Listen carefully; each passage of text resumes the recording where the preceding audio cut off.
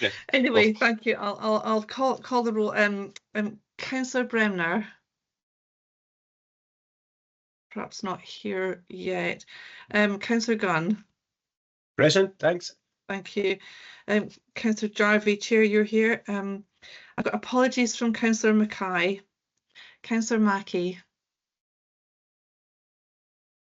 Perhaps not here yet. Councillor McEwen. Present, Fiona. Oh, you're here. Apologies. You're here. I was muted and yeah, video taken off. Apologies. Yep. Yeah. Councillor McEwen. Sure, I saw her here. Yeah, she's here. It's probably the same as me. I couldn't manage to get my mic off in time. Sorry. Okay, so you're here. Councillor McEwen, are you here? Yes. You are. Okay, I thought so.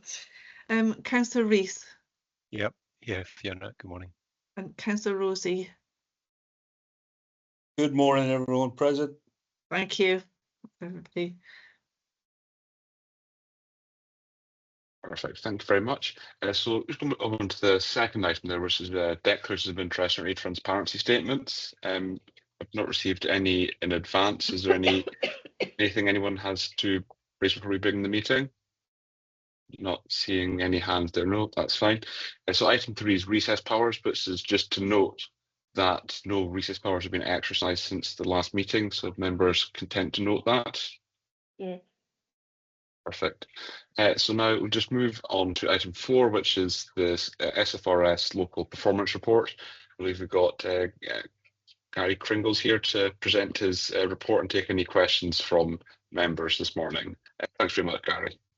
Pass over to you next. Thanks, Chair, and good morning, everyone. And apologies, I'm not sure what happened there. Just that as the meeting started, my computer decided to go for a total shutdown and restart. So I think we're back up and running now. So hopefully it'll keep behaving itself.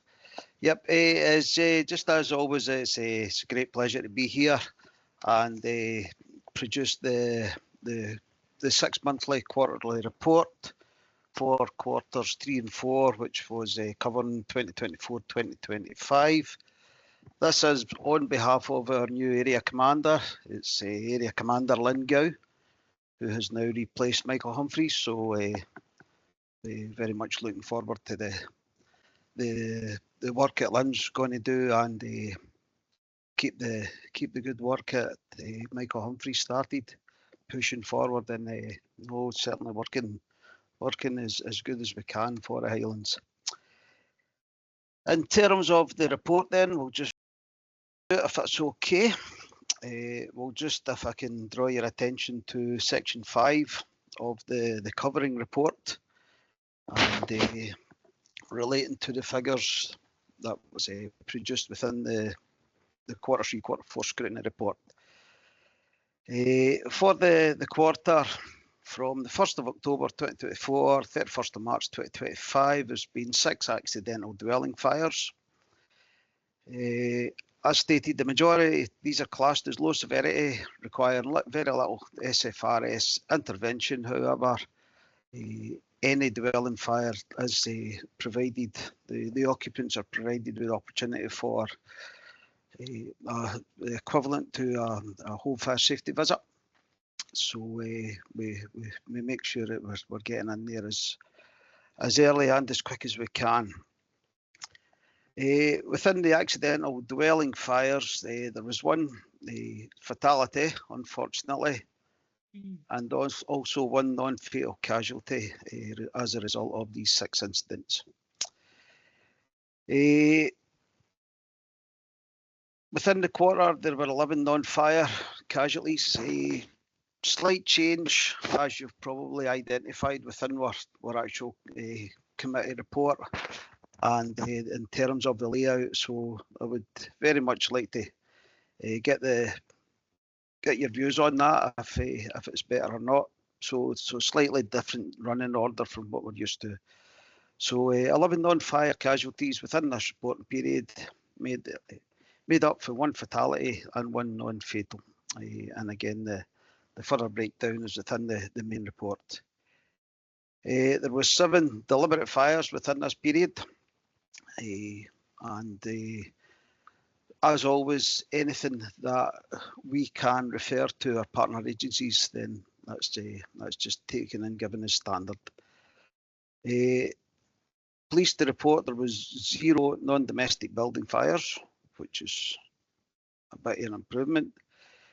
Also, we have seen an improvement within our UFAS, or unwanted fire alarm signal responses. So that was shown for the quarter as 8, which is down, I believe, last report was 12. So more we can drop that, and that's been since the introduction of our UFAS policy since July 2023. We did attend 7 road traffic collisions, which is slightly up. I believe the last report was 5. However, there was 0 RTC-related fatalities and 3 injuries as a result of these 7 incidents. Again, just as part of the business as usual, effectively, our prevention team's just working very, very hard with all our partner agencies.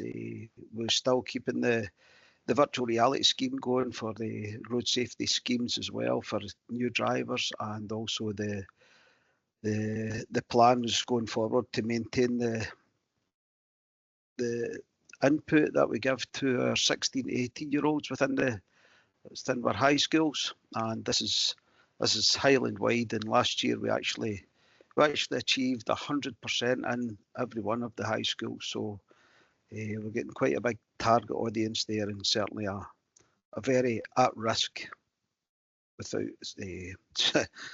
sounding direct towards the 16 to 18-year-olds, but yeah, getting the road safety message over as quickly as we can.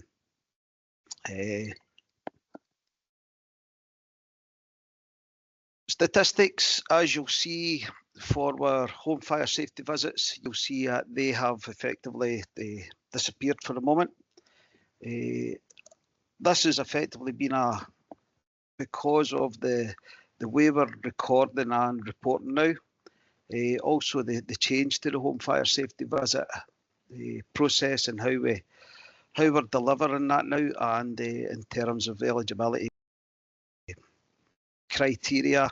Also the fact that because of the new report setup that I've previously mentioned, there's quite a bit of work getting done towards the making sure that the figures that we're actually able to provide the committees are as accurate as possible, as you would no doubt expect and definitely deserve. So apologies for the figures missing for this quarter, but I'm pretty sure coming the next one, we will be up and running in terms of the reporting process and how we're able to attain the figures.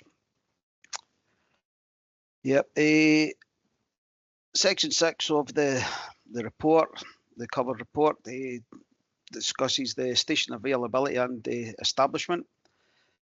As always, working extremely hard to not just encourage new members of the community to join us, but also just as important too is just making sure that we're doing all we can to retain the individuals that we've got already. So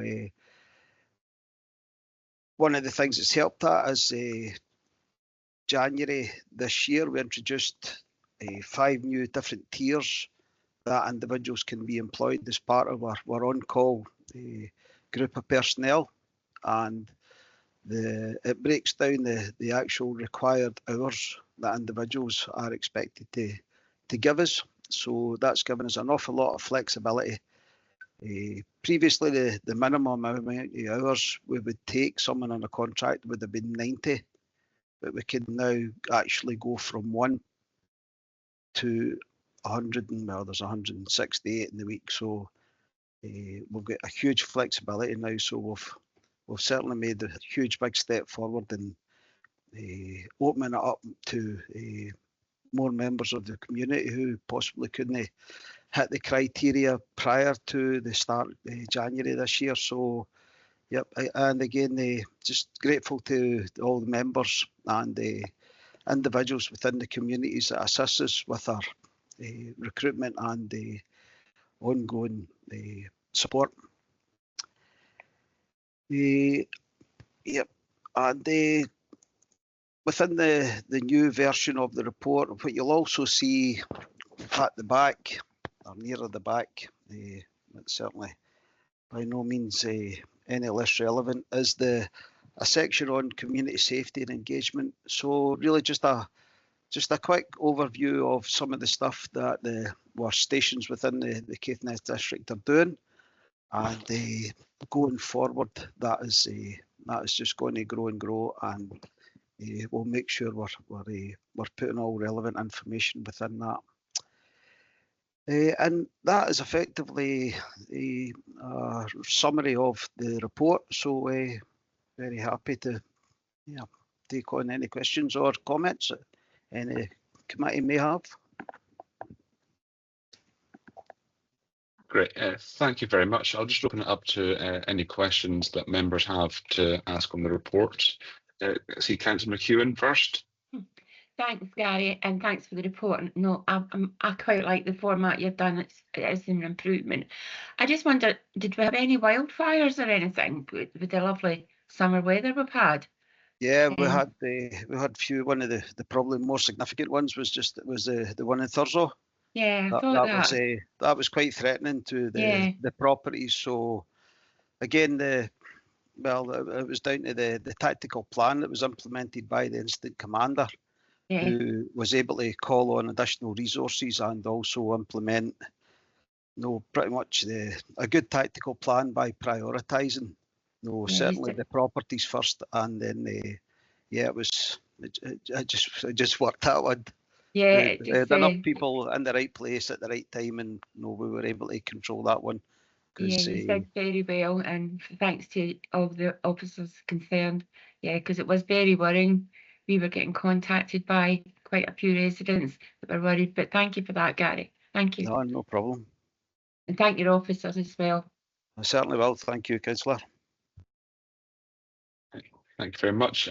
Councillor Rees. Yeah, thank you, Chair. Morning, Gary.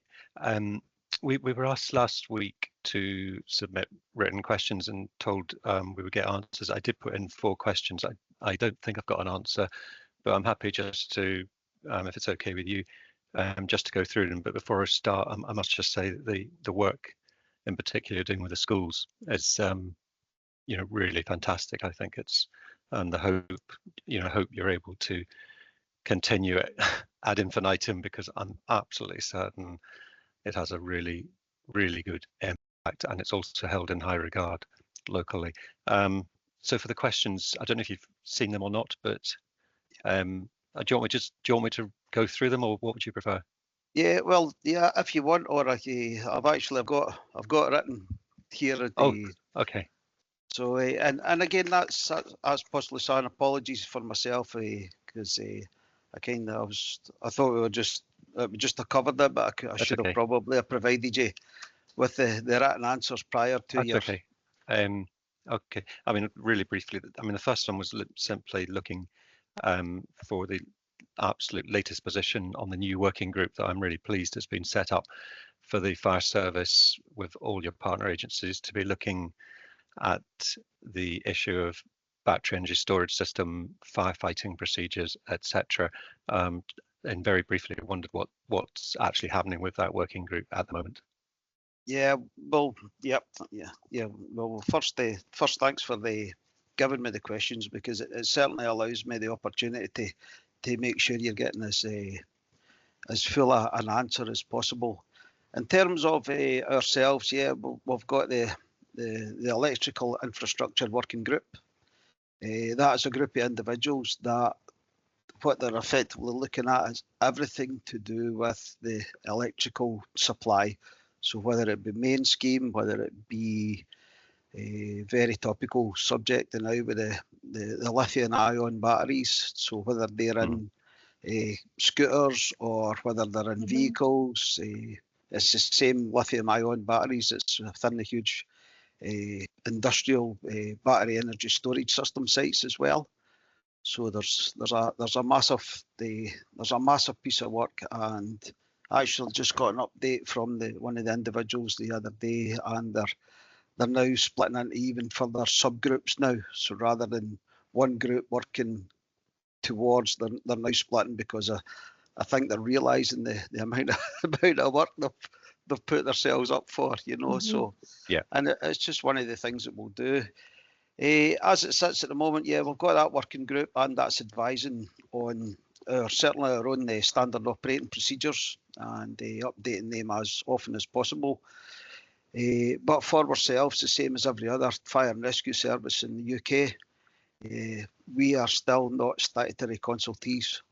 So we are getting invites, and certainly we're getting more and more, and we're very grateful to the Highland Council for bringing us into the pre-planning meetings for the best sites.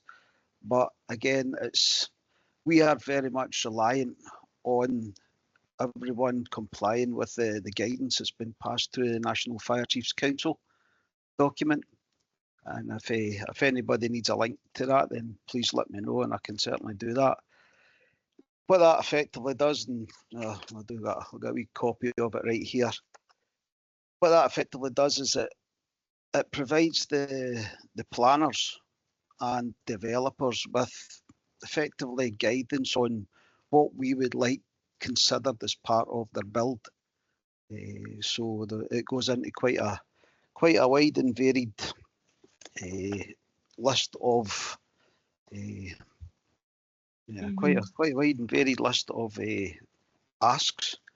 But as I say, because we're not statutory consultees, then an ask is all we can actually effectively put out just now that it's complied with. So yeah, that's effectively where we are with that. Okay, thank you. I'll leave question number 2 to the end. It's probably the most complicated one. Very briefly, questions 3 and 4 were detailed ones. Firstly, there's so much publicity about it and public interest. What are the actual, we know that, and this is actually question 4, is it basically highly recommended or mandatory to have 2 access routes? What actually are the chemicals in the smoke or the fumes? Because, for example, we've got planning committee in 2 days' time coming up. There are best applications on that, but we are lay people. We're clearly not firefighters like you are, and we just talk rather general terms about the fumes, about the need to avoid them. And we know the fire service puts out advice when there are fires for people to shut their windows, stay indoors. But I was just wondering, very briefly, and Chair, I don't want to take up lots of your committee's time, but what are these actual fumes that we're talking about, and what are the hazards? Yes. Yep. So yeah, there's quite a few nasty things that comes off of these batteries, especially when they go into what's known as thermal runaway. What happens with the battery is it gases off to start with, and it's producing oxygen. So as soon as we're getting oxygen onto a flame already that exists, then that's a huge intensification. The other gases, very quickly, the hydrogen, carbon monoxide, methane, nitrogen oxide, the hydrogen fluoride is effectively the ones are the main the products of the combustion. In terms of the access routes, again within the NFCC guidance, we ask for at least 2 separate access points to the site on opposite sides, which allows us effectively the ability to not put our personnel and our vehicles through that potential gas cloud. We ask for roads with hard standing, capable of accommodating the appliances. We ask for, if it's available, then passing places so we can pass if there's individuals in or out. Perimeter road all the way around about, again, it's just looking to try and get as much access as we can, unobstructed access, and the ability to actually use our vehicles and put them in a position that's best suited, safe, but best suited to deal with that incident. Okay, and thank you very much. That's exactly the sort of answer I was kind of hoping to get sort of simple and basic. And does that mean, I'm just trying to think out aloud, if there is one on fire and you can only access it through the fumes or smoke, I presume your crews will be using their BA equipment, even as they approach the site if necessary. And that's presumably why the training is mandatory to have, for BA. Yeah, well, let's say, so every appliance is BA apart from our the volunteer units, community support units. Yeah, thank you. The final question is just briefly, you will have the question there in front of you, my colleagues might not. It's just really for details. If we had one of these fires in Caithness, we know how many fire tenders we've got at the stations, but in practical terms, assuming a battery has gone on fire, big assumption, how many in a sort of average standard? I know there's no such thing as a perfect answer, but in rough terms, basically, are there enough units in Caithness, and if more are required, can they get there in time before the fire could spread to further units? And I understand the sort of basic premise of firefighting is not to extinguish the fire, but is to cool down adjacent battery units. And obviously, if it spreads to 3 or 4 round the one that went on fire originally, then you need even more firefighters and more water capacity and so on. So I was just looking for an extremely brief comment really from yourself, just to help us understand this better. Yep. Well, that's pretty simple in terms of initial response. What we'll do is we'll mobilise control, the Dundee operations control. We'll mobilise 2 appliances to every incident involving a BESS site. That's standard. Unless control when they're gathering the information find that there's other risk and hazards. But it's pretty much standard. And then really from there, we're relying on that incident commander who's first in attendance, making that assessment, identifying through an informative message early what the actual very brief overview of what the incident is. And they've also got the option of making an early call for additional appliances, which is known as an assistance message.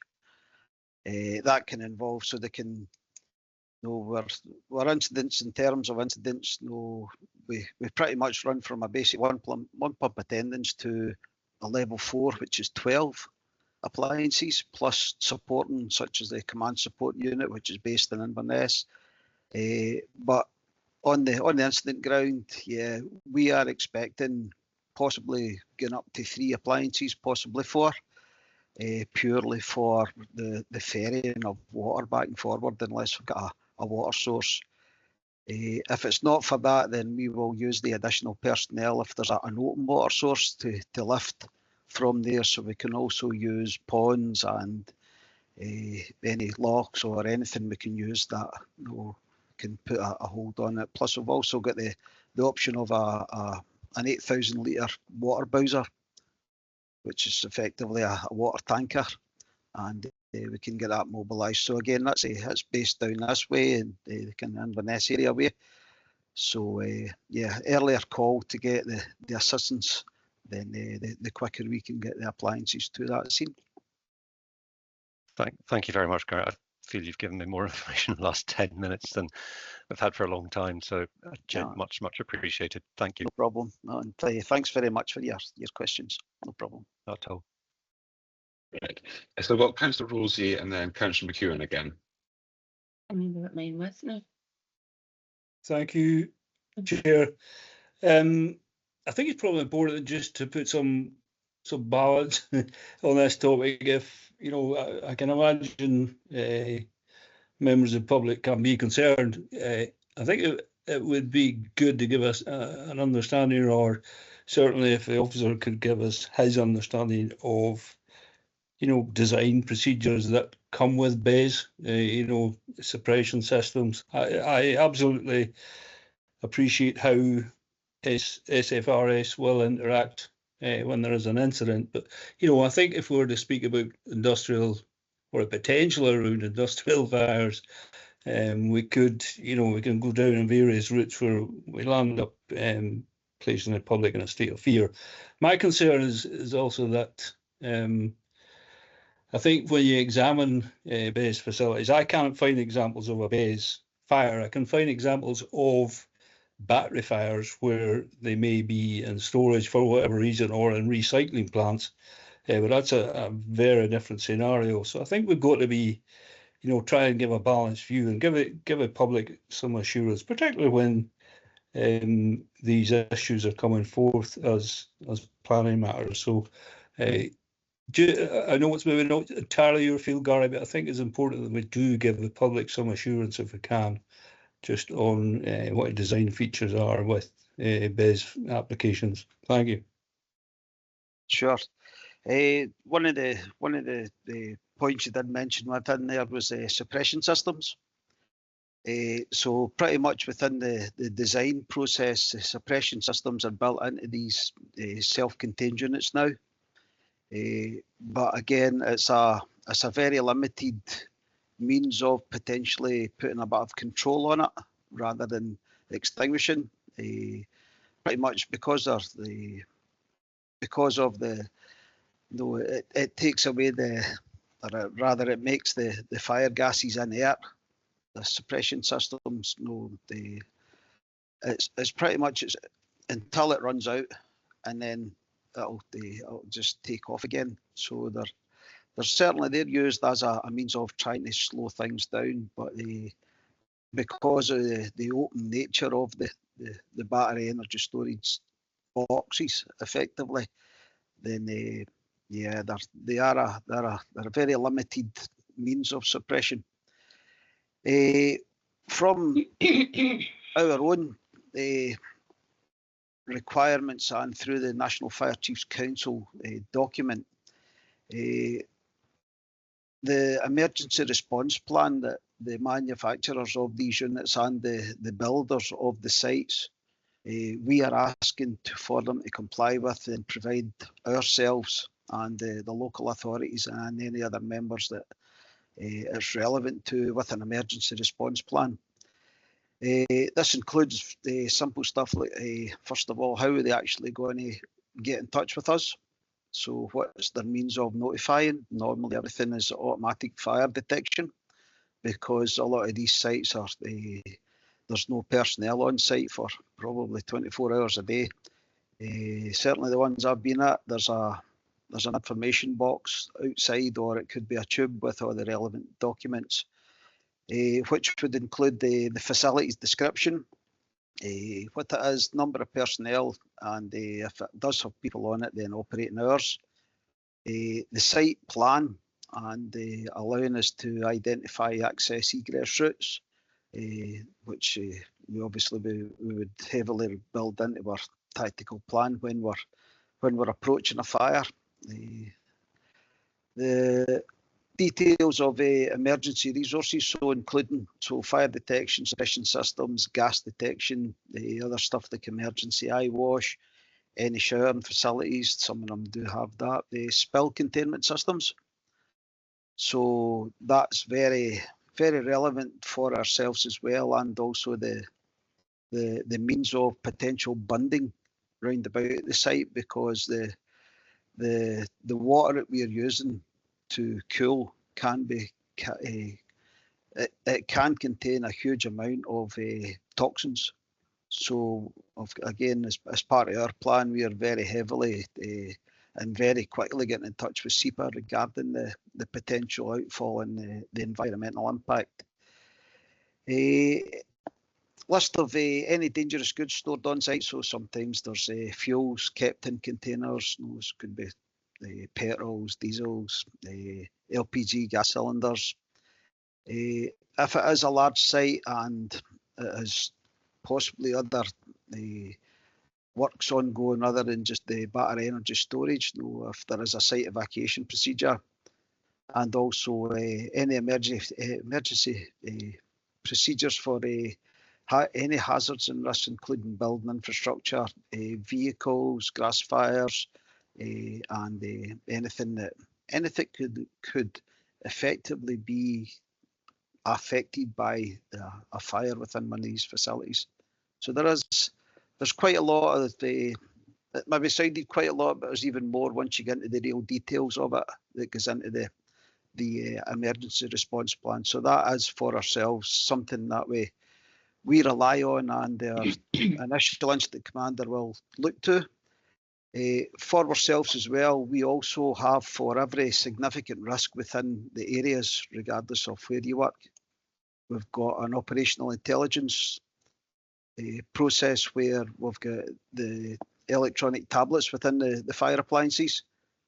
So we will go out with paper copy and we will take on all the relevant information. We'll pass that to our data teams and they will electronically load this up to the tablets on all our appliances. So anyone coming, a lot of the information I mentioned that is supplied by the builders of the sites.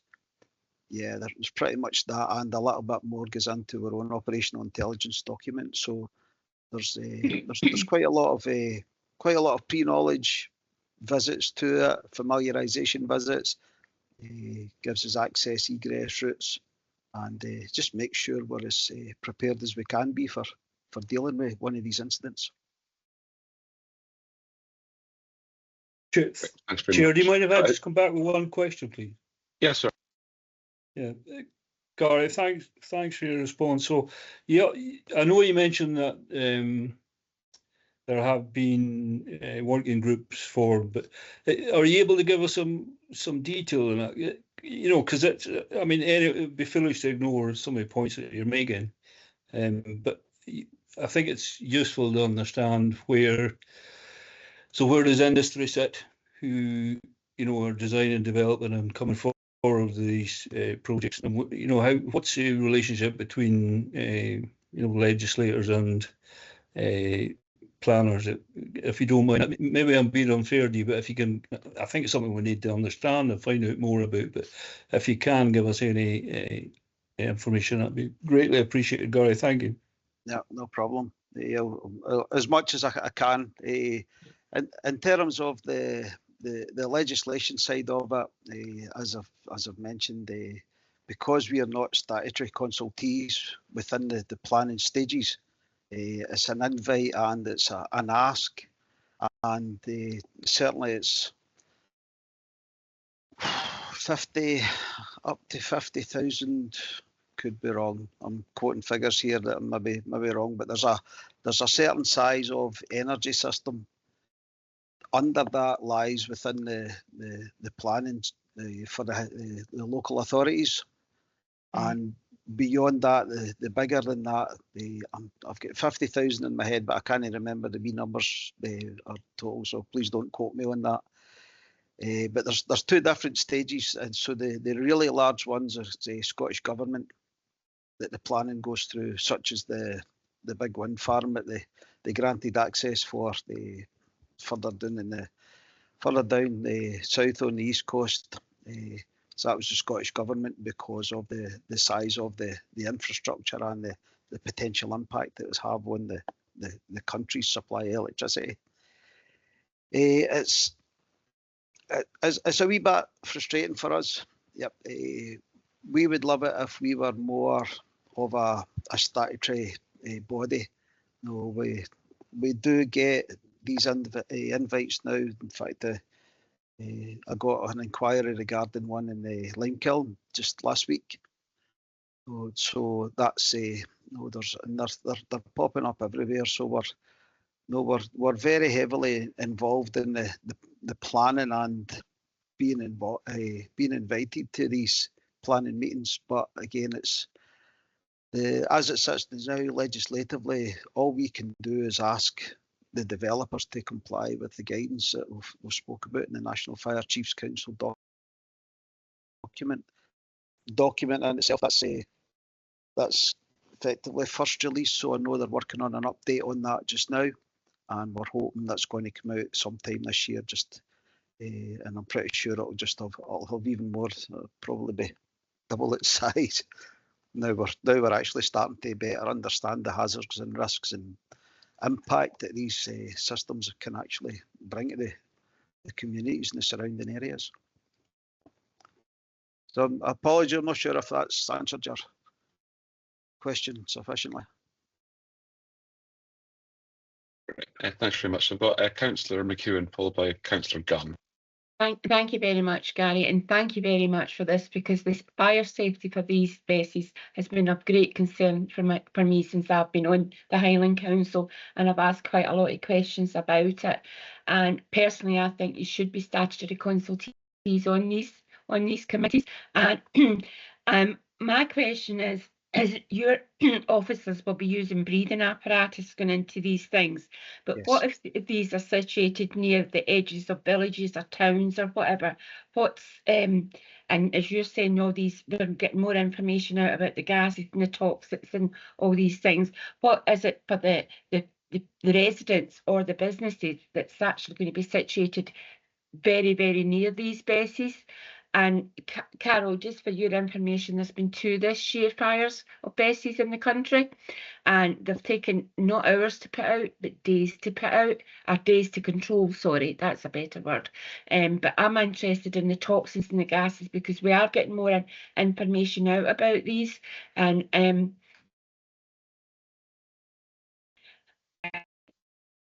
but statutory consultees in these. If this was to happen up here, you know how we have a fire service located in Dunray. Is there any chance of you getting the same as what the police have up here, that they will come out and help if one of these was to go on fire? Is there any way you could you know, have an agreement with the Dunray Fire Brigade to assist with these as well? It's just a possibility. Thank you. But thank you for your honest answers to Councillor Reese's questions. It is very worrying, very concerning. Yeah, no problem, Councillor McEwen.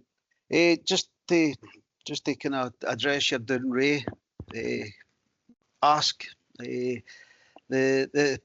The problem is there is a potential for mutual aid between ourselves and Dunray. The only problem with Dunray is they are site specific. So when the site is operating, then they do have off-site, so out with their perimeter fence, response plans for dealing with incidents such as road traffic collisions and chemical spills and stuff like that. That's still within their grounds, but out with their boundaries, if you like, of the fence. It's not something we would normally kind of request as assistance from Dunray, unless it was certainly within their own under their own realms, purely because of the risk factors that will always remain within that venue until they don't. Okay, understandable. Thank you. And in terms of, it's a fantastic question you asked regarding our considerations towards public safety. As always, the reason we exist is to ensure that we keep the public as safe as we can. So whether it's prevention or response, then we'll do all we can, as quick as we can, as often as we can. Yeah, we're very aware of the potential resource drain. So again, that's a duty that falls to Dundee Operations Control, and they will backfill by moving appliances south of wherever and move them up into the risk to cover the risk areas or centre the incident. So in terms of the toxins, yeah, if we have got a significant incident, and it falls very similar to dealing with the wildfires, as we will go to the operations control and we'll ask for a weather update, and we can ask for that for the next 2 hours, the next 4 hours, the next 6 hours, the next 8 hours, and control will go to the Met Office and they will get that information and pass that to us. So that will give us precipitation, easy for somebody to say, wind direction, wind speed, how long it's going to sit at that. So there's quite a lot that the weather can tell us.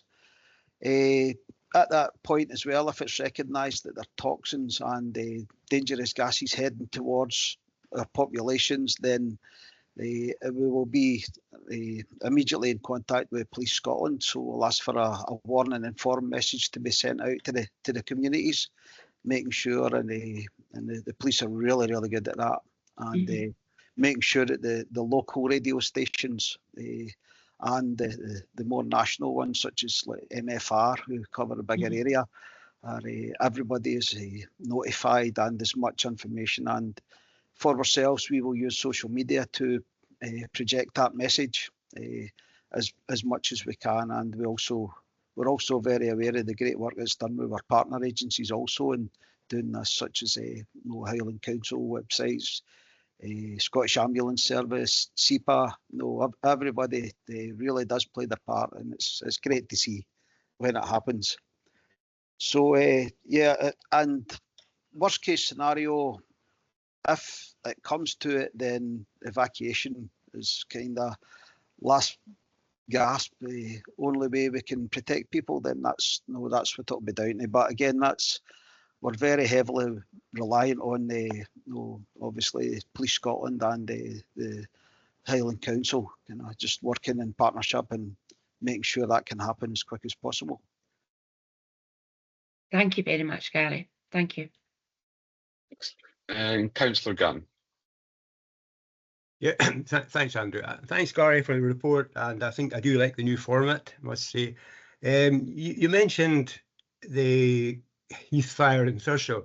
I just really want to thank you and your service for the work that you did, because I know there's a lot of worried residents who the flames were just a few feet away from their property, and they were really worried. So I think you did a fantastic job there, bringing in all the different appliances, etc. So it's just a thank you on behalf of the residents in that area for the great work you did.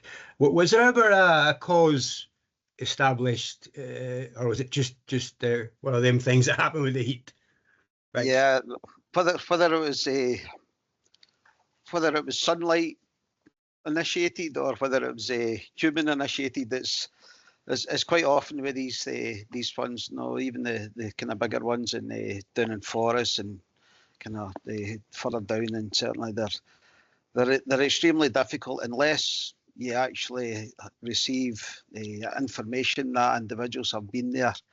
And there was one in Highland that it was identified. It was individuals with it was 3 individuals with a portable barbecue that was the cause of one of our larger fires near it. I was in Sutherland, So it's very rare, to be honest with you, to get a definite cause and route as to actually who did this.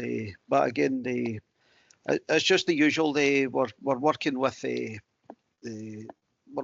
local authorities. We're working with our partners. We're building big partnerships with companies such as Wildfire, and certainly the Flow Country members, who are also looking at increasing the fire warning hazard signage that they put up. During the kind of, certainly more the drier months, but more the kind of tourist months as well, so just doing what we can. But thank you very much for your kind comments, and I'll certainly pass on your comments to all personnel that was involved. Thanks. I've just got a couple of questions for myself. Sorry to also, I see Councillor Rees has put his hand up as well there. And just one thing not related to Bess, just to start with. I was just noticing on the sort of page we have all the trends, the deliberate fires. There's quite a pronounced, quarterly trend, and quarters, 1 and 4. There's a remarkable uptick in the number of fires set, and then it settles down, quite dramatic, sometimes down to as low as 1 fire over the such number of periods. I'm just wondering, is there any reason for such pronounced seasonality, or is it just as simple as for arsonists on darker nights fires look better? It just seems such a big trend. And just lastly, a couple of things on Bess, and I appreciate you may not be able to sort of give some detailed answers, but there's just a number of things that I've just noticed. So there is a global database for all Bess fires. And so far this year, there have been 6 in the world, 3 of which have been in the UK, 1 in Gloucestershire, 1 in Essex, 1 in Aberdeenshire. So, the UK is, seems to be the unfortunate capital of this problem, and that's maybe just more down to the UK power grid and the fact that this is being, developed at, just a lot more in this country. But I'm particularly concerned that there's just a lot of nuance missed from, how these fires developed. We do have a lot of data globally, so we've had nearly 100, best fires around the world now. I'm just looking at the data. When we talk about best fires, within communities and within your planning committees and indeed these committees, we all seem to think about, how do we approach the fire, once it's built. But when we look at the statistics, a third of best fires happen during the construction phase, and 40% happen within the first year. Once you get to 4 years old, it's less than 10%. So there's a particular profile of if something's going to go wrong, where is it? And my concern is that if we're putting into planning regulations, you have to have say a water supply on site. Well, actually, if we're seeing so many of these fires happen during construction, and actually if these mitigations aren't in place before construction begins, to me that seems a very important order to get things in. Before you can begin construction, you have to have the fire mitigations in place, and that's that's what the statistics are telling us where the biggest risks are. And that sort of nuance is completely missed, because once they're built, their own fire suppression systems seem to be quite effective, because the developed ones, they're not really catching fire. And secondly is looking at the gases that come off it, and it is something that could be calculated, but it would be down to the fire service, I guess, to commission the work. That when lithium ion breaks down, one of the gases produced is hydrogen cyanide, which is profoundly nasty. Thankfully, it does dissipate very easily within the air, but we should be able to know for so many kilograms of lithium on site that such a fire will produce so many kilograms of hydrogen cyanide. Therefore, X quantity of air is needed to dilute that down to safe levels. So we should be able to work out what the safe distance from buildings these are, just by working out the volumes that's required. And so even the things that we can work out, we don't seem to be near. So I mean, I'm just wondering, is that the sort of thing that the fire service will be able to commission simple, it's not even research, it's chemistry. How can we say what the definitively safe distance from these fires are? Yep. Thanks for your questions. In terms of the hazardous materials, we have a specially trained detection and identification monitor and officers. We can also bring on chemists, and we can bring up specialist resources that will monitor the gases and give us, in terms of the control measures that we'd need to put in place and to deal with what's happening in front of us. You're right, what's happening on these sites, yeah, I know if they're kicking off and they're kicking off during construction phase, then I'm not really 100% sure regarding in terms of the engineering side of it. And the only kind of, from personal experience I had, was I know that they weren't energised until the site was actually completed.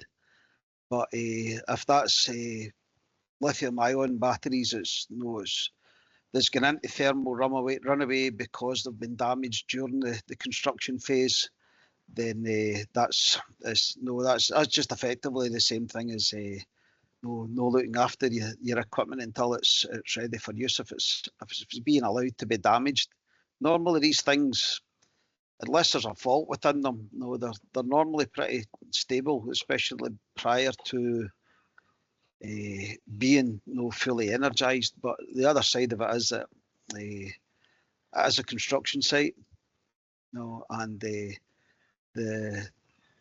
when they go into thermal runaway, it's just, as I believe it was Councillor McEwen mentioned, these things, get controlled before they actually burn themselves out, you know.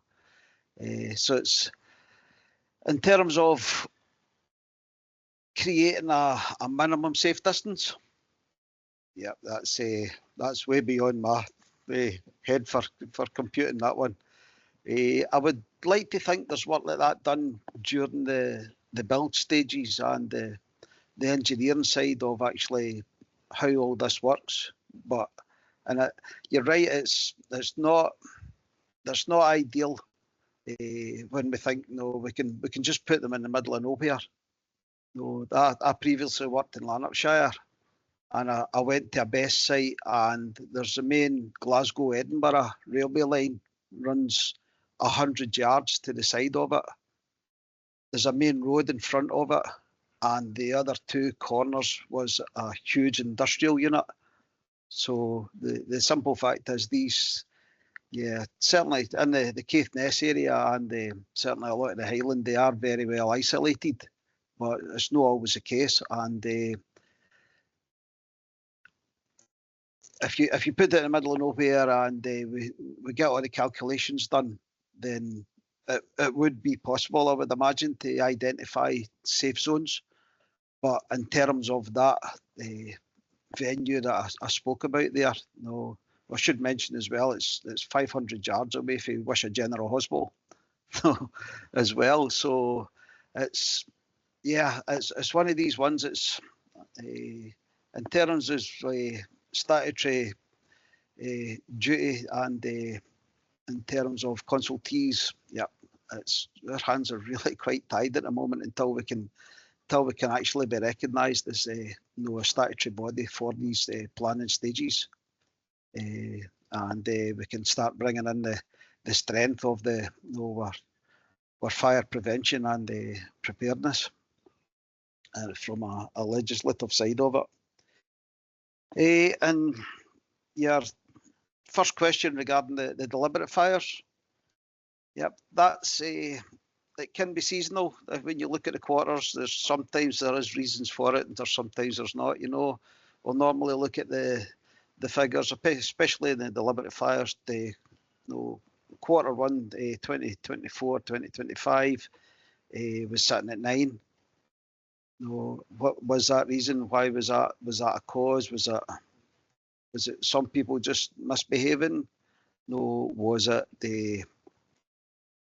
there can be all sorts of reasons, and I can certainly by all means go in and look at the highs and lows and provide you with the figures as much as I can. But if you're able to give me some time to do that, I can certainly supply a bit more detail on that one.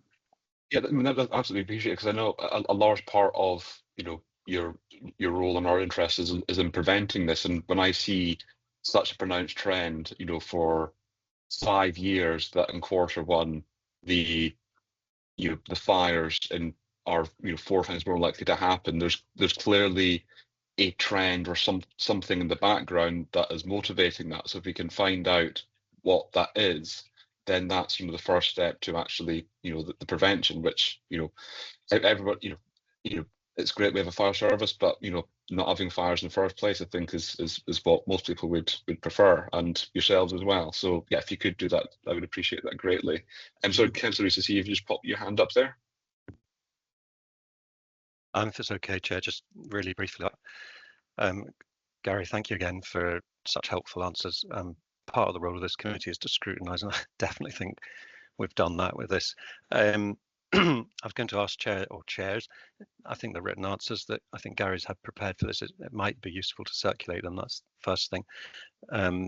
Secondly, Gary, I was just thinking about it. You're right, a lot of these sites are in quite rural areas, but I was thinking, excuse my complete ignorance, but what effect, if there was such a fire, and they are unusual, but they have happened, for farm animals, what are the implications? And thirdly, you talked about if last resort evacuation might be needed, you would be reliant on Police Scotland, and rightly so, because they would be the lead agency. And here I can speak with a little bit more confidence. Many years ago in Caithness, a ship went down off Scarfskerry called the multi-tanker Scania. you might have heard of it, but it had, I think, 1,700 tons of vinyl acetate on board. And basically, long story cut extremely short, the police had to evacuate the village of Scarfskerry and the surrounding area. And I was there. And just when you said just now, the fact, in the last resort, an evacuation might be required, that is absolutely massive undertaking for Police Scotland to do in an area like this. Yeah. And that's just a fact. It's not really a question you'll be glad to hear. Again, I'd just like to thank you for all the work you're doing, and I just feel more than ever the sooner that your service is a statutory consultee and able to input this information formally. I mean, it's absolutely vital, but I mean, I do believe the Scottish Government I think they do understand that, and pretty optimistic it will happen, hopefully very soon. But thank you again. No problem. Thank you, Councillor. There was a query about the animals, farm animals. Sorry, just reading my notes there. And in terms of the farm animals, again, it's just doing what we can. It's the impact on the animals is very much the same as ourselves. Also, the fact that we're very, very obviously conscious that they could end up in the food chain as well. Which is a lot of the reason why the farms exist. So very conscious of being able to move, very, very labour intensive to clear a field. So again, it's just that close cooperation and working with Police Scotland probably first to identify who may be the owners of the animals. And getting them moved to a different field, moving them to neighbours, just trying to make the multi-agency work and do what we can to mitigate the risks to all and everything that we can.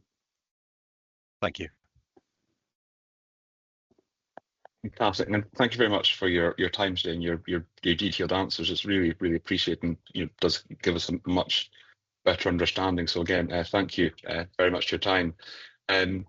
Members, so moving on to the next item, I've had with your permission, I'm going to take item 6 next, as the officer had another area committee today as well. So I'm going to ask Mark to give the report for item 6 and any other questions that members may have.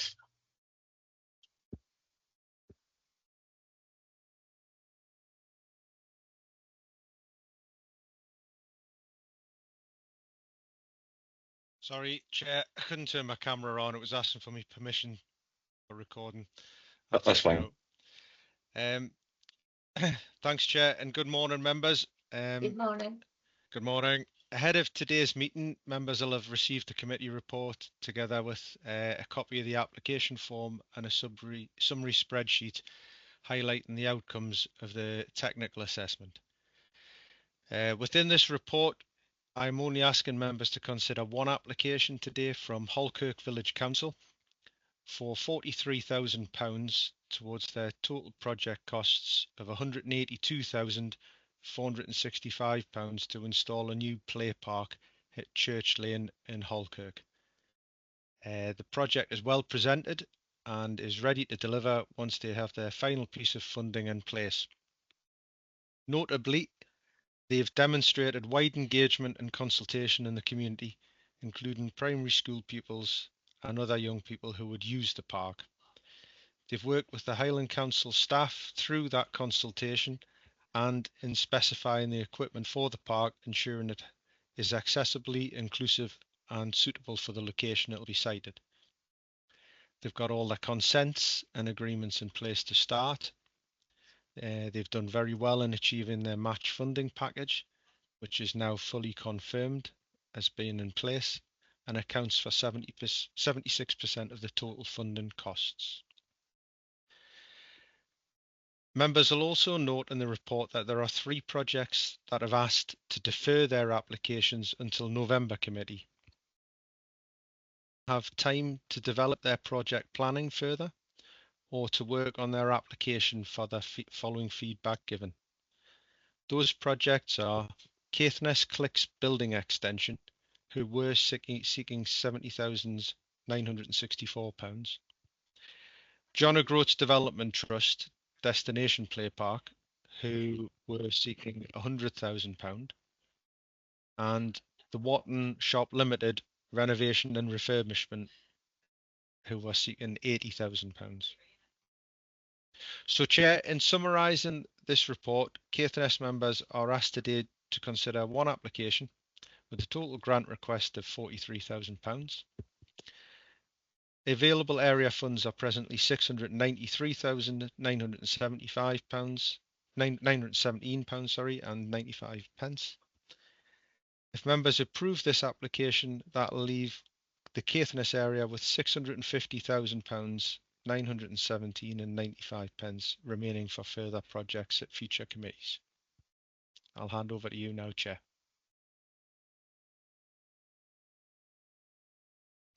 Thank you very much. Do any members have any questions on the applications?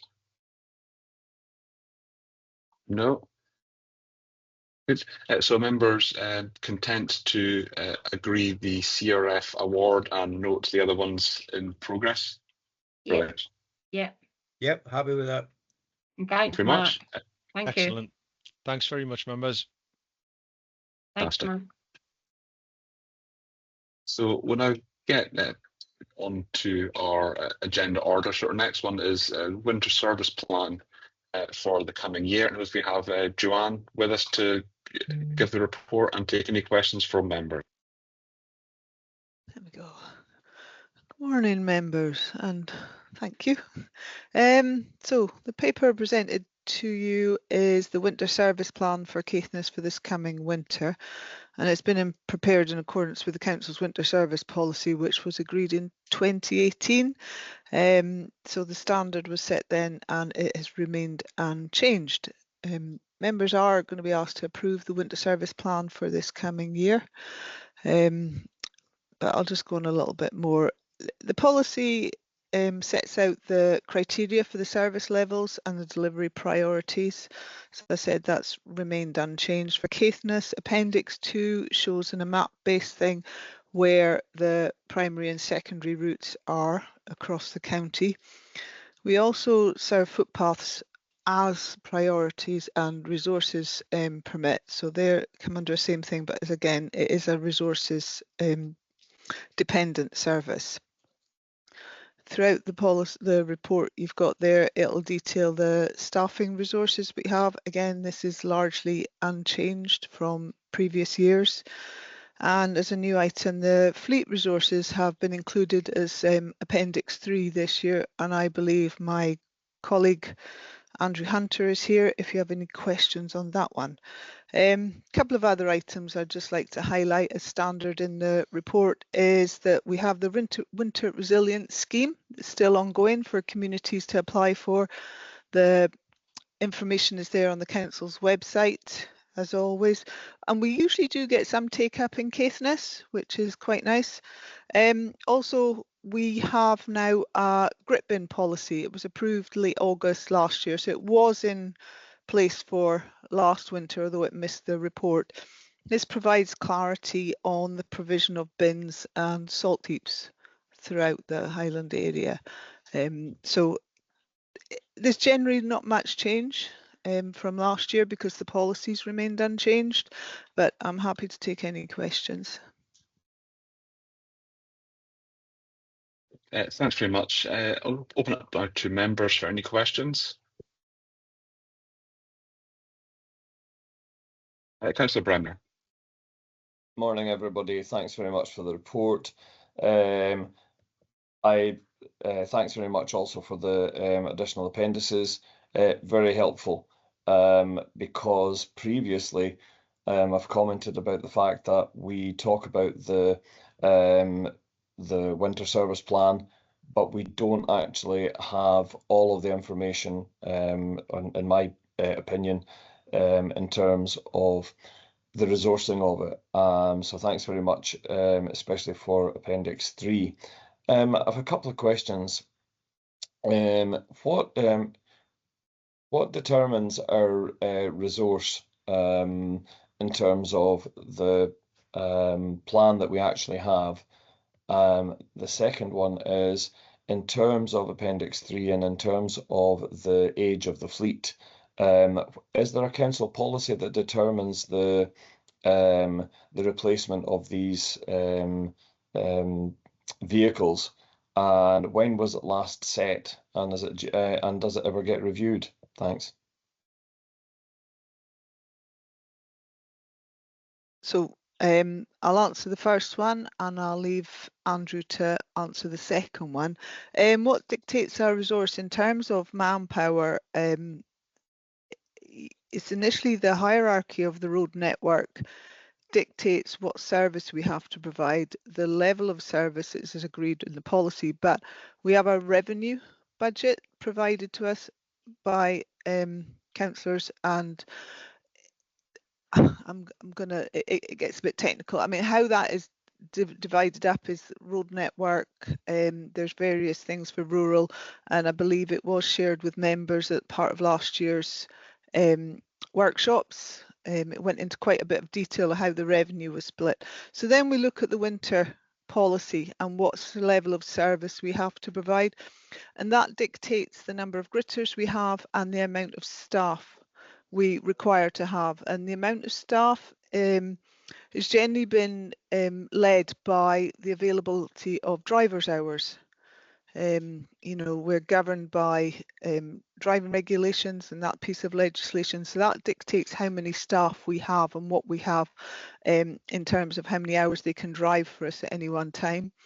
So it's a combination of things that dictate it, but that's generally what feeds into how many drivers we have, how many roadmen we have, and how many gritters we have. And then, as I say, footpaths and footpath gritting is on an as resource availability, and we do work with our colleagues in amenities and waste where they have staff and personnel that can help with us and to deliver the services there. That's generally how it works. Was that a bit of waffle, or was it as clear as mud?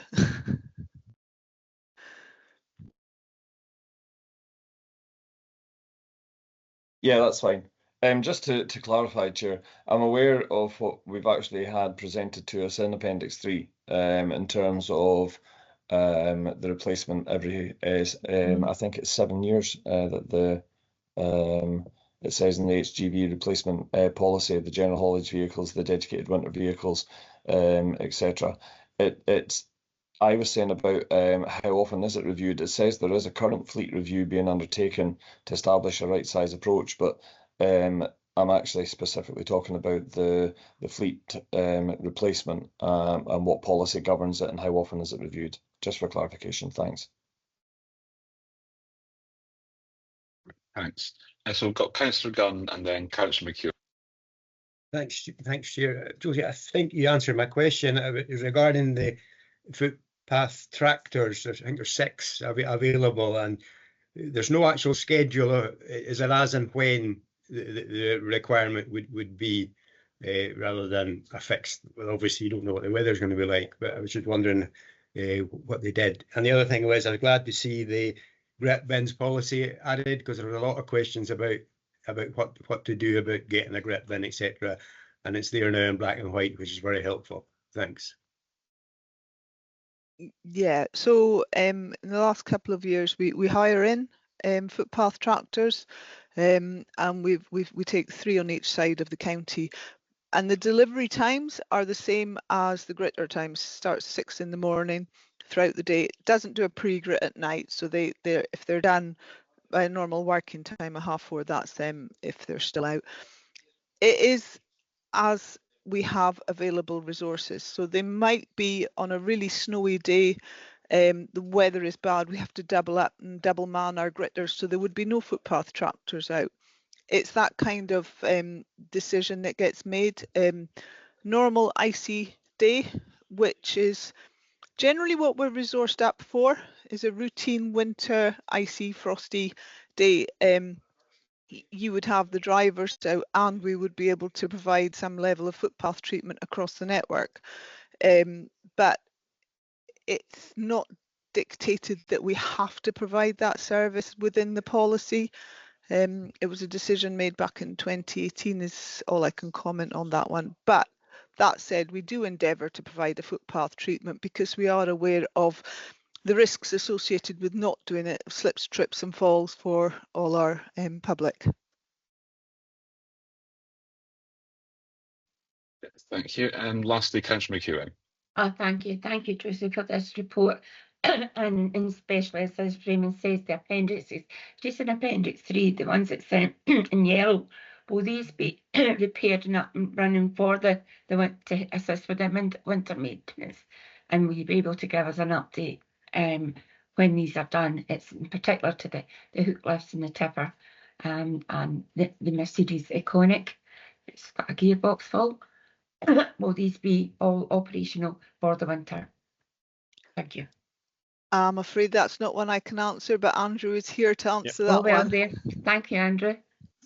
So thank you, members. I'll take Councillor Bremner's question first. The replacement of the fleet, it's an ongoing review at the moment. We're looking at, as part of the fleet review process, although it's functioning, it's focusing on the light commercials and the cars at the moment. We will, as a matter of time, look at the heavy fleet, but that's really dependent on route optimisation plans within waste and roads that are moving forward. The original policy was a blanket 10 years, but we've refined it to take account of various things. You know, bin lorries do a massive amount of work within a 7-year period if they're owned. You know, the amount of wear and tear on the bin lifts especially can be horrendous. With the leasing option, which is proving the most beneficial, 5 years is the optimal time for us, and that is showing dividends. And we do have another 15 bin lorries coming this year across the areas.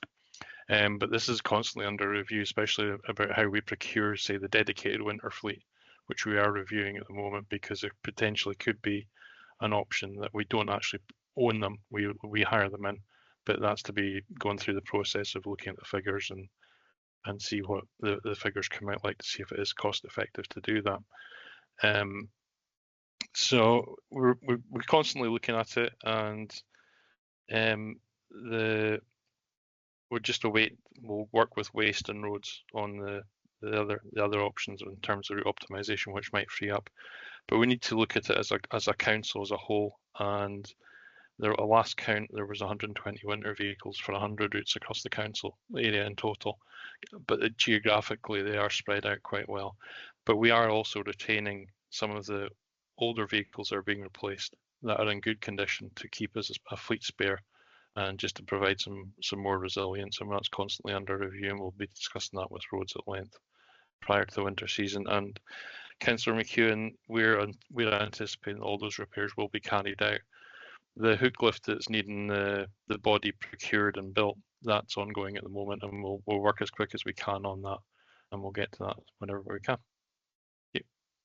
Thank you. Thanks. I've got Raymond. Do you want to come back in there? Yes, please, if you don't mind. Thanks very much for that, Andrew. Given the fact that the report is specifically looking at winter maintenance, and I know this is specific to Caithness that we're talking about here, but I can imagine that this is Highland wide. But in terms of breakdowns and in terms of resourcing, how often are we actually 100% vehicle? 100% of our vehicles are actually running and therefore able to grit. And if they're off the road, because I'm very aware that we can have our own drivers are going out in conditions where we wouldn't drive. They actually, I mean, it's not the first time that a lorry has landed up in the ditch because of that, and therefore there can be, you know, that's immediately us down a lorry. And in terms of where it's constant freeze thaw, and giving us those real headaches and problems, how often are we experiencing that? How quickly are we managing to get the vehicles replaced back on the road? Is it a policy to be able to make sure that we do have a spare that's available, or do we try and work with other areas to be able to support an area that is short? how do we actually go about that? Because I think my concern previously, one of the reasons that I was asking for these appendices to come to us is because we never really know just how much you know, we approve the programme, but we don't know, just maybe we're only running with 60% vehicles, and actually 40% of what we're agreeing here never actually gets delivered, because there are vehicles in the depot, we're waiting on parts, we don't have a spare vehicle. Even then, when there's a spare vehicle being used, there are two others. And the system just never seems to be able to cover off what we're trying to actually do. Thanks. Yeah, in terms of our goal is 100% coverage with spares. There's always going to be vehicles off the road, especially at the start of winter. It can be problematic with hoses bursting and various little faults that have appeared over the summer when the gritter body's actually fired up and going again and put under strain in a work environment.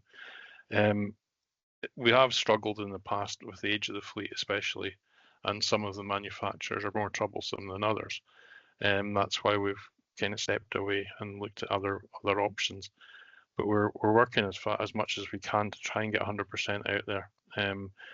We do provide the services with a daily vehicle off the road update sheet, which details what's wrong with the vehicle and what's going on. But we are ideally we would centrally control the spare fleet and put that out there, but it's a bit of a logistics nightmare if you're controlling it and saying Inverness to go out to Caithness, Skye, Lochaber. So we are looking at what we can do to try and alleviate this, and that's why we're holding on to some vehicles that should have been destined for the mart in the upcoming months. But from the end of last winter, we've actually put a focus on our winter fleet, and the guys in the workshops have been working away at the winter fleet to look at them, check out what's needed. I'm getting quite a few emails day on day about various vehicles they're looking at, and potentially some are uneconomic to repair, and we have to look at the options there, whether we'd repair it or take in a hire. It has to be looked at in terms of finance, as it says in Appendix 3 there. We were overspent last year, and we need to try and rein that in. And I'm hoping that the mobile mechanic side of things and the agency mechanics coming in to cover vacancies will help that, and we'll be able to turn things around. And if push comes to shove, we will take vehicles out of Caithness to put them to another workshop where there is capacity to repair them in-house, and we have done that in the past. And we've taken some to Fort William. We do have the resource to do that, so we just wherever we can, we try and work. Our aim is to have 100% coverage out with spares. Thank you. Lastly, Councillor Rees. Yeah, thank you, Chair. Good luck, Andrew and Josie, with these ideas. Interesting to hear what you've just said, and you have my full support. It's a detailed question. Just looking out the window just now, at the wind going. Obviously, normally we get gales in the winter rather than this time of year. I remember asking this question 3 or 4 years ago and wondering if the situation's changed. It's simply to ask what capacity you have in the event of multiple trees coming down across the A9 in particular. And actually, yes, I know this is Caithness committee, but we all have to travel to Inverness regularly. And I'm actually thinking, to be honest, more about Sutherland. The trees that were at the side of the A9 at Berrydale have all been cleared, and that problem's gone for a good number of years. But just wondering what capacity you have to cope with trees coming down south of Caithness in particular, but perhaps also at Berrydale, just down at Ousdale in particular. Thank you.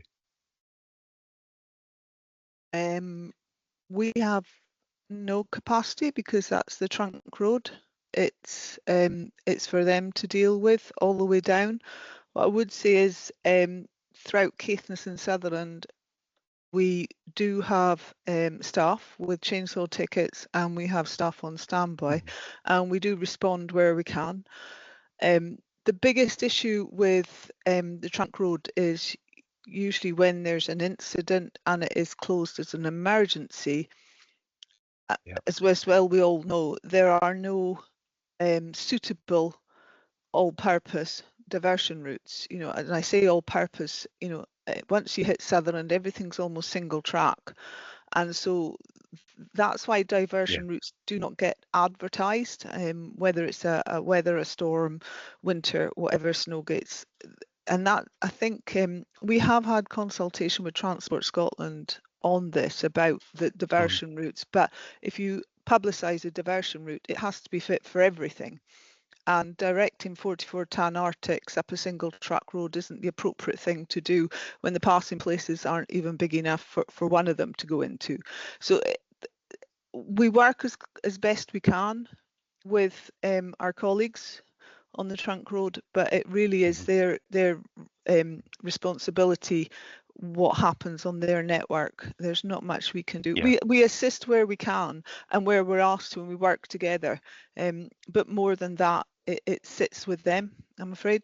No, that's fine. Sorry, I should have qualified my question by saying in terms of helping bear with with the work on A9 if they're overwhelmed, but you've given me an answer, Josie, and thank you. Thank you.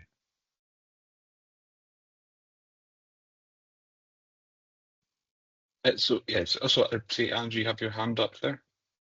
Yeah, sorry, it's just a quick thing in relation to Councillor McHugh and what she requested was an update for the members, and we're happy to provide that update in the run up to winter to just let know what the fleet availability is and how things are progressing, and we'll also update on the procurement of new vehicles as well. I can quite happily do that. That's no problem. Thanks, Andrew. Thanks. And just one question for myself, and it's just something I sort of discovered and I raised actually with Malcolm last year. I don't know if there's been a change in the policy, and that's just round about the use of dedicated snow and ice tyres on our gritting fleet. I did an FOI about a year ago just to ask how many of our gritters or multi-use vehicles have snow and ice tyres on them. And the answer I got back was none. They just have the regular high friction tyres on the rear and regular summer tyres on the front. And I looked briefly into the cost of this. An average HGV tyre is about £400. The average snow and ice tyre is about £650, so it's about a third more. And I dare say, at the cost of £1,500 per vehicle, you don't need to prevent many vehicles going off the road to actually turn that into an outright saving. And the money aside, actually, we should be giving. These are often the first vehicles out on the road, and as Raymond said earlier, it's particularly nasty when you get that. That freeze thaw, and it's just that layer of ice that you can't plough away. All you can do is grit it and let other vehicles drive over it to eventually break it up. So has there been any change since I sort of discovered and raised that, or is it something that we can actually look into? Because for a very, very small cost to me, it seems a tremendous benefit. I think the main thing with the majority of the gritting fleet is actually multi-purpose. So snow and ice tyres would be astronomical. They are just that little bit more expensive, but the wear rate is significantly higher in snow and ice tyres than on, let's say, mud and snow, which is the standard we get for a construction chassis, which are generally the chassis we get. It's something we can always. It's something we review constantly. And we'll discuss it with our roads colleagues as well. I think the 4x4s have more of a winter the dedicated gritters have more of a winter tyre, and because they do significantly less mileage. But as we move forward, we are changing the specifications all the time to accommodate various things of technology, and 360-degree cameras in all our vehicles, axle weighing cells. So tyres is certainly something we can address and have a look at and discuss that with colleagues. And we do with waste as well. We look at tyres that are more resistant to rubbing against curbs and things. So there's no reason why we couldn't include that in the specification going forward for all the winter fleet. That's not a problem. Yeah, I think it's, especially I imagine you replace tyres fairly often in high mileage vehicles. So I'm sure it could be worked into a programme of when they're rotated on and then when they're rotated back off. And so I imagine it's more than once a year you're replacing tyres on these vehicles. So yeah, if we could make some progress on that or just get an answer, I'd appreciate that. Thanks. Yeah, that's no problem. We can look at that and we can provide an update. And the main thing with the tyres is it needs to fall within the realms of the Guide for Vehicle Roadworthiness, which is the rules and regulations set out by the DVSA, which we must adhere to for the heavy goods fleet. So it would need to take account of that, but it's something we could potentially look at and discuss. Thanks very much. So are members content to agree the winter service plan for the coming year? So thanks very much. So now move on to item 7, which is the external funding for energy efficiency projects. I believe we have Isla with us here to present the report and take any questions from members. Yes, thank you, Chair, and good morning, members. Excuse me. The paper presented to members today provides an introduction of the Energy Efficient Homes programme, and this is part of the Council's delivery plan. And it also looks at the external funding available to deliver energy efficiency and renewable projects to domestic properties.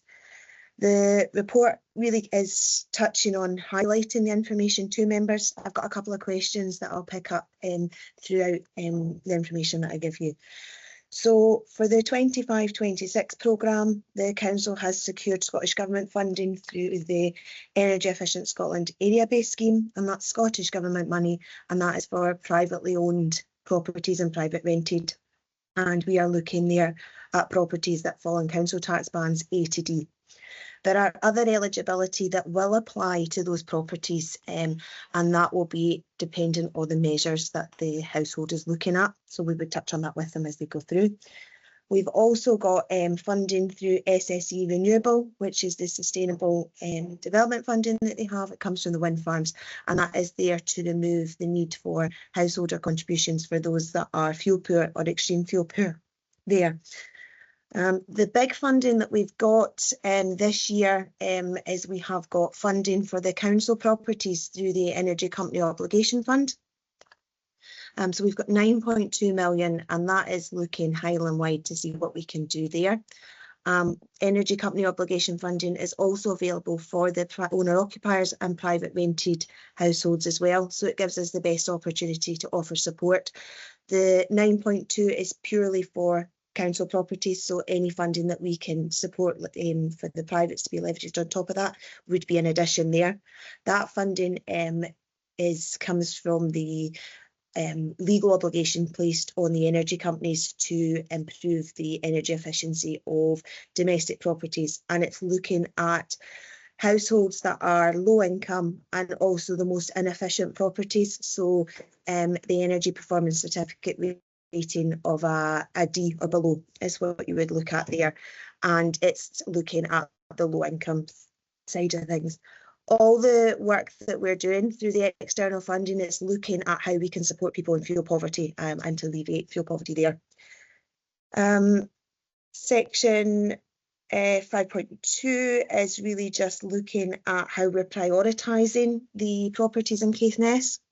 So Caithness has been identified for a place-based delivery, and we would be looking at all tenures there. So the privately owned, private rented and council properties.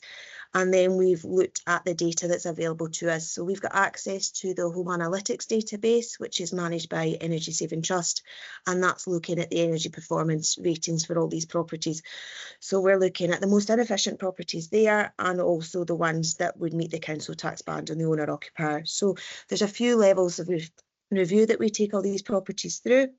For the council properties, the focus at the moment has been where the works can be fully funded. So what we're finding in terms of the eligibility, that is set for the Energy Company Obligation funding by Ofgem, and they are very prescriptive as to what heating systems they will provide funding to upgrade. So if we come across a property that has a very new heating system, even though it's storage heaters, the funding may not actually cover them. Whereas if we've got an old system which has got the inefficient storage heaters, we could fund the replacement of the storage heaters with an air source heat pump.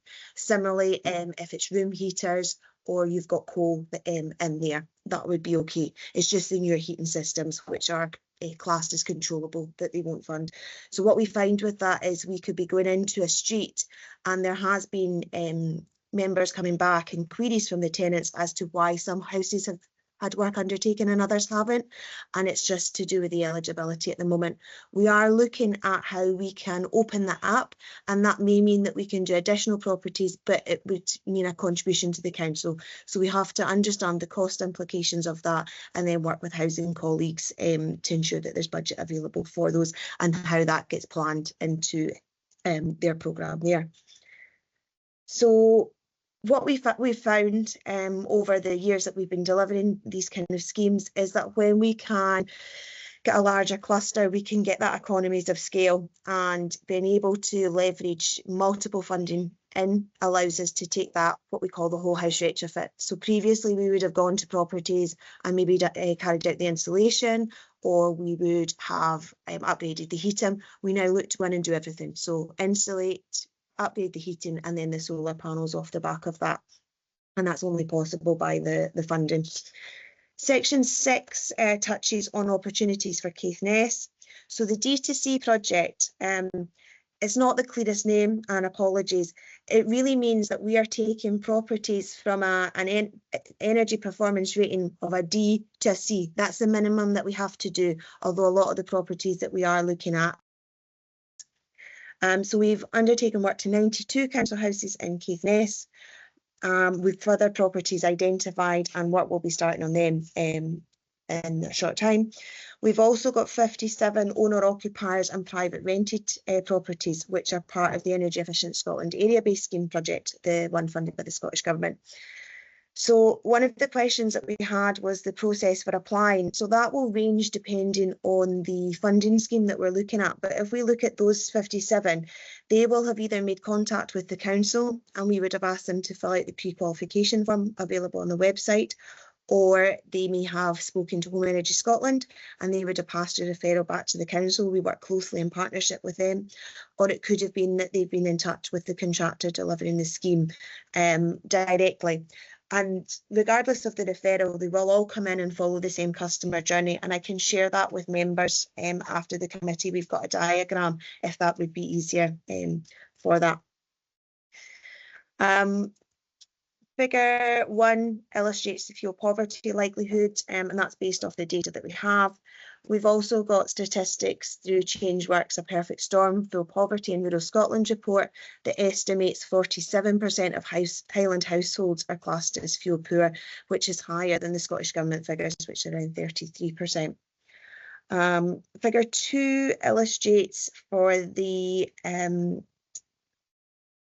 D2C project and the 57, oh sorry, that's for the 57 privates, what the improvements are if we were to undertake all the works. So the blue line shows the starting energy performance of the properties and the orange shows the post.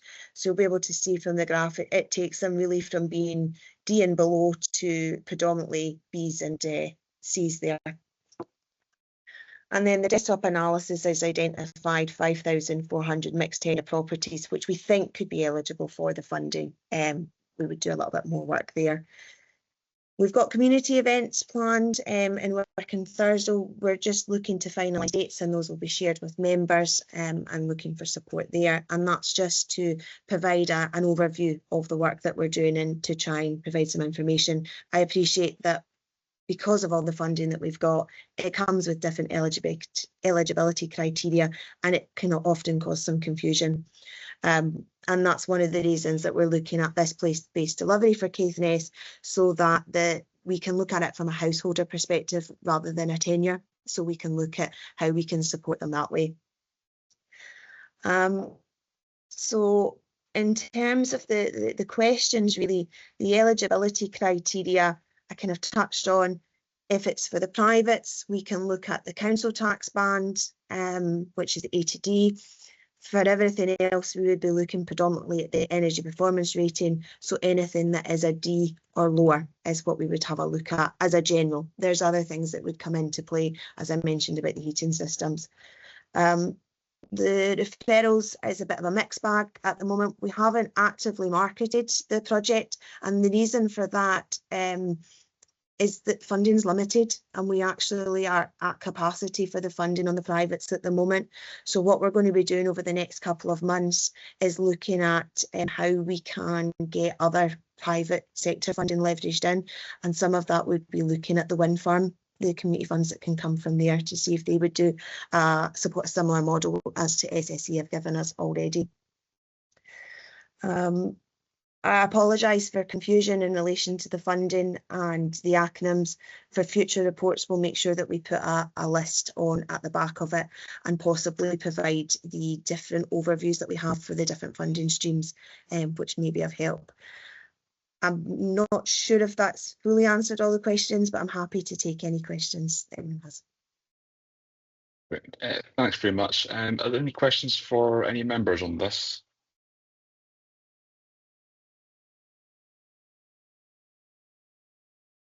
No, I'm not seeing any hands.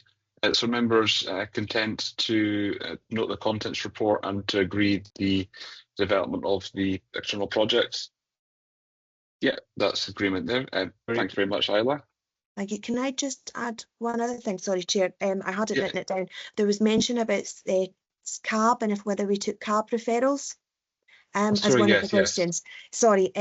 So at the moment, under the the energy company, there is a possibility for CAB to refer to the scheme. So that's under the flexible eligibility.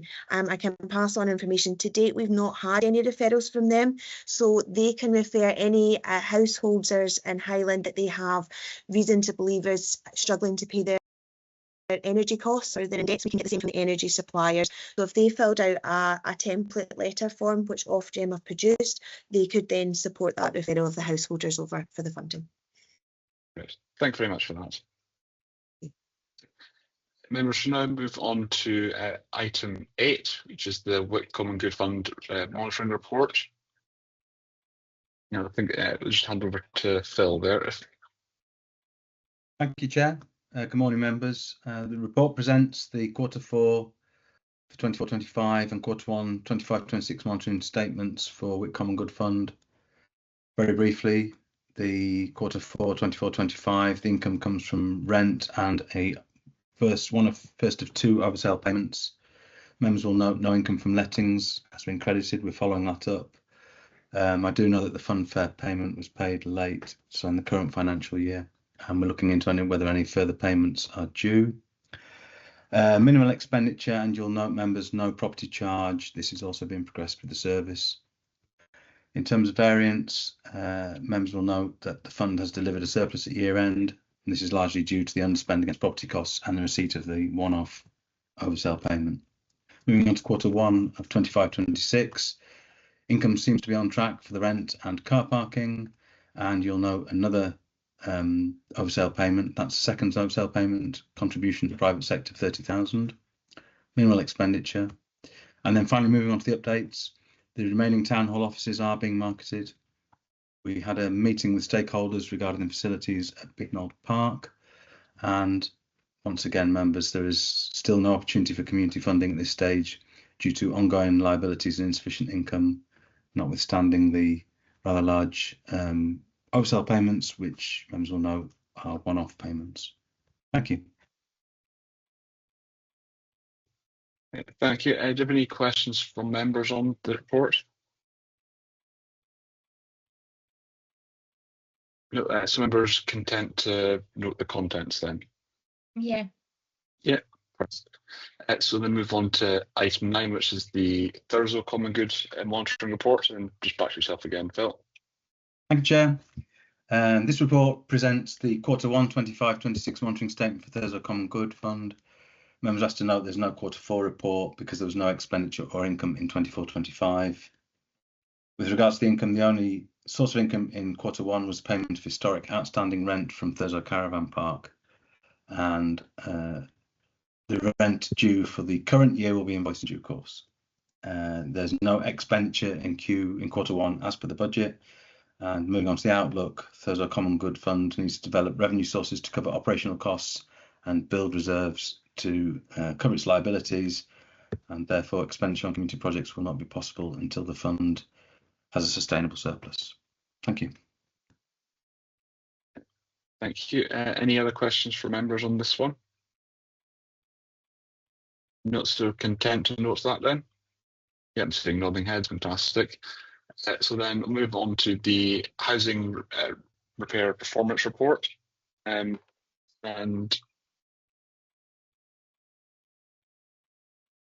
Morning, members. there you go. So I can't see it. So I've got two screens there. Sorry, yeah, Graham, sorry. Yes, I'll hand over to yourself there. Right. Morning, members. Hope you're all doing well. I would like to deliver the housing performance report. I'll draw your attention to the repairs report, and in particular section 6.3, where this measures the average time taken to complete emergency repairs. The benchmark from the SHN, the social housing network, is 4 hours, and as you can see, we're performing very well against that target. In Thurso and North West Caithness, we're sitting at 3.2 hours, and in Wick and East Caithness, we're sitting at 3.2, which is all below the Highland average of 4.9. Moving on to item 6.6, length of time to complete non-emergency repairs. The benchmark is 9 days, and we are currently sitting at 5.6 for Thurso and Northwest Caithness, and 6.7 hours for Wick and East Caithness. Now, while both of those are performing very well against the national benchmark, it is slightly higher in Wick and East Caithness against the Highland average. This could be for a multitude of factors, for instance, slight delays in closing of jobs, delays in receiving materials. I don't have the exact information to hand, but this can be investigated if so required. Moving on to item number 7, void management. Section 7.2, it's average time for relets. So the target is 35 days. We are quite high in terms of this for Thurso and North Caithness, and also on Wick and East Caithness. There have been efforts to improve this with the introduction of the Void Plus policy, which improves on our standard void policy, where we're offering properties that have got enhanced decoration provision, and in some cases carpets, which is making a bit of difference. However, obviously we're still up on the last quarter. Moving on to the capital programme. The capital programme still being delivered under the original principles that was set out in Housing Property Committee at the start of the 5-year programme, where we're trying to actively target properties of the lowest energy performance. And we're actively seeking to engage works and contractors to target properties of low energy performance. As you can see, which has been mentioned by my colleague Isla earlier on, we are engaging with our climate energy partners to try and attract external funding to help support the delivery of energy efficiency measures across the Highlands, and in particular we've managed to see some success in Caithness. Moving down to the appendix, I must apologise, there has been a little bit of an error in the figures displayed there in Appendix 1, particularly against the energy efficiency expenditure. You will note that this is a newer format than has been delivered in the past, so there has obviously been a slight error, which I do apologise for. In the report that's been submitted, it states that the sum of total expenditure to date is £2.645 million. However, that's pulled through some of the committed as opposed to some of the spend. So the actual spend to date is £1.465 million. The committed sum remains the same, and the total budget remains the same. There is, as you will obviously appreciate, an underspend. However, the budget is reflective of the 2022 to 2027 position. So the budget that you are seeing there is the whole 5-year position, which also includes carry forward from previous years out with the 22 to 27 budget. We are national projects for the area and currently have ones that are sitting active. we are also waiting on the outcome of a net zero bid, which was a Highland-wide application. And once we hear back from that, there is ring-fence monies that will be allocated towards that project. Moving down there, you can see that the position of the 2022-25 reactive capital.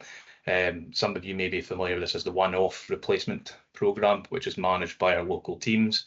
You can see that the energy efficiency is currently demonstrating an overspend against budget. This is reflective of the need in the area. The reactive capital budget is a needs-based budget. We're reacting to failures, so we're obviously seeing that there is a higher level of failures in heating systems and energy efficiency measures in the Caithness area. You'll also note that there is a large overspend in major component. This is reflective of kitchens and bathrooms in the area that are in need of replacement. Moving down to Appendix 2, you can see we've put some outputs which have been delivered since 2022. So this is our position to date that has been delivered. Noting that there has been a high level of heating systems delivered in the area. It just may be that for whatever reason, the age of heating systems in the Caithness area is slightly older, or due to the area, the climate. It's just that they're experiencing some higher level of failures. But we continue to obviously try to identify this and accommodate this within our planned maintenance programmes, and we're obviously trying to identify more properties. I would say probably the biggest risk to delivery is the tenant engagement. We have put out several letters at the start of the year to try and gauge tenant engagement. However, unfortunately, we have had not a satisfactory feedback from our tenants. So we will be actively trying with our housing investment officers to work with our colleagues with the tenant participation team to see if there's any better ways to communicate with tenants to try and build engagement and try and build uptake of us offering new heating systems in the area. Thank you. Happy to take any questions. Thank you. And I'll just open up to members now to ask any questions on the report. Jan. Thank you, and thank you, Graham, for that report. Appendix 2, you know, the one bathroom and kitchen installations. Can you tell me where most of these bathroom replacements have been into? Is it into shelter houses to make them fit for elderly or disabled people? I don't have that information to hand. If I'm being honest, the way that the budget was set out for this 5 years was to focus more on energy efficiency. The kitchens and bathroom provision has been mostly delivered by our local teams as a reactive measure for failures. All right, okay. It was just, you know, some of the shelter housing and different things like that. People are living longer and different things, and while they maybe went into them quite frail, there's perhaps in wheelchairs and different things now, and you know, the bathrooms are really no fit for their purpose now in these. And I've had a lot of constituents, families getting in touch with me, so I just wondered if some of these were, you know, more for the shelter houses. I would be grateful if you could maybe find that out for me. Thank you. No, we can absolutely try and get a breakdown of that, of how many of those bathrooms, 194, have been delivered in sheltered properties. I would say that there is a provision of the aids and adaptations budget that does support any requirements. Obviously, that's a needs-based application that's usually facilitated by an occupational therapist. So we obviously do have spend in that as well. That won't pull through as a full bathroom replacement if it's minor adaptations that have been made to support the independent living of the individual. So the only way it'll come through in the report is if it's a full bathroom replacement. So as you'll probably see in Appendix 1 there, the equipment and adaptations provision is currently underspent year to date. So there is scope there that if there is persons in these facilities that do require some adaptations to be made, that if they speak to their GP or their OT, that there is scope to actually carry them out, albeit we are obviously looking to incorporate full bathroom replacements going forward. It's just that within the provision of this 5-year plan, the focus was on energy efficiency. Thanks very much for that, Graham. Have you ever tried to get a GP or an OT up in Caithness? No, I must admit I haven't. Okay, thank you. But thank you for that. Thank No you. problem. Thank you. Thank you very much. Any other members? I'm not seeing any other hands. So are members content to Yeah. note the recommendations of the report? Yeah, thank you. Excellent. Yeah, thank you, Graham. Thanks very Thank much. Thank you. So that brings us on to our last item on the agenda, members, which is the award discretion awards, and we're just being asked to note the grants awarded there. Yeah. Yeah. Noted. Yeah. Yeah. Yeah. Fantastic. Well, thank you very much, members. That brings us to the end of today's committee. Thank you very much for your time and attendance as ever. So we'll just bring the webcast to a close there and enjoy the rest of your days. Thanks.